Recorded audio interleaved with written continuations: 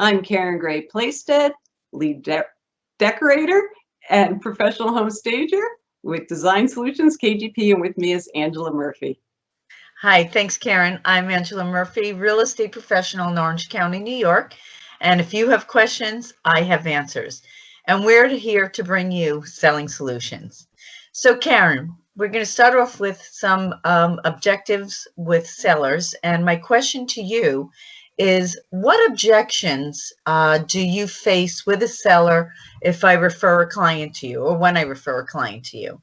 Oh, good question. All right. So basically, when I walk into a home, I have some idea in terms as to the issues that may be in an occupied home, because I obviously work very closely with my agents. But that aside, I think the key thing is that sellers have to understand is that their home is now a product that's going to be marketed, and it has to present very well.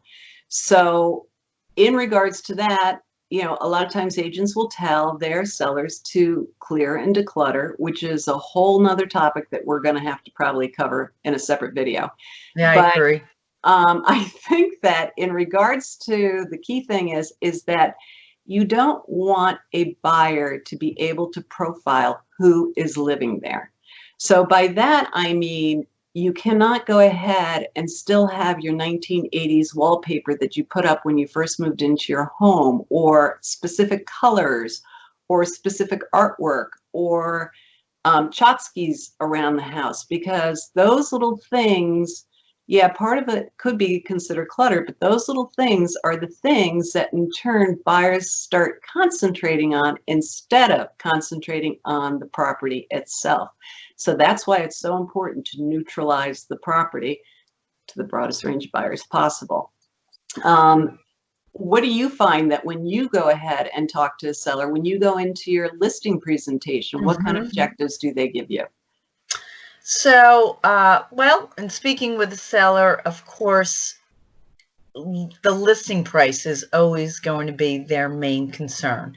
And I do advise them that I give them the data before and do my research before we meet, and then I bring it in.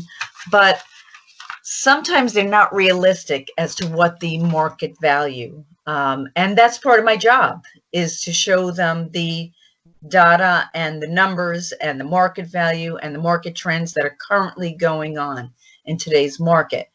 Then I do advise them that they depersonalize their house, their home, so that a buyer can visualize themselves in there. And I think we would agree that you advise that as well, correct? Yeah, By I mean, a depersonalizing lot of people will go ahead and say, oh, I've heard before that I had to take all my personal pictures down. The reason being for that is that you don't want people to be looking at those pictures going, oh, look at that cute little baby, and not looking at the room or looking at the house. That's one of the reasons why people recommend that as part of the decluttering. Doesn't mean you have to get rid of the picture or the frame, but then put a piece of artwork that the child had gone ahead and done in that frame instead. So you still have something of your family in there, but it's not a face that people are trying to concentrate on. It allows them to start feeling more, oh, this is a family-oriented home versus this is somebody else's house and I can't go ahead and live in here. Wow, that's some great tips. So, as we mentioned on our last video, that in turn price is really important, but also being objective is really important in your presentation. And we're going to go ahead and give you another Tuesday tip with our selling solutions next week, and we look forward to seeing you then. Thanks for listening. Thanks. Bye.